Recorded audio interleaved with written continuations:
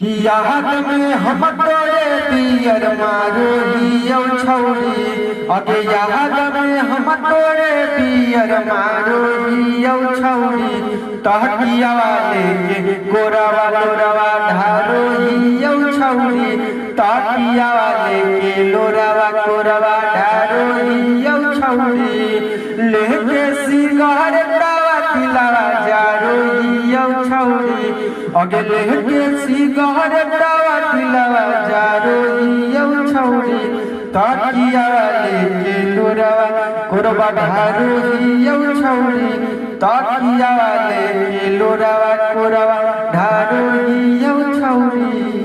ये सॉन्ग रोशन रोही जी का है। ये सैड सॉन्ग जैसा है। बता दें दोस्तों, ये भी सॉन्ग 13 मिलियन प्लस लोगों ने इस सॉन्ग को सपोर्ट किया है। ये सॉन्ग को लिखने वाले राइटर निखिल जी हैं। बता दें दोस्तों, इस सॉन्ग का म्यूजिक डायरेक्टर पप्पू भाई जी हैं। यह सॉन्ग रोशन रोही इंटरटेनमेंट से रिलीज हुआ है।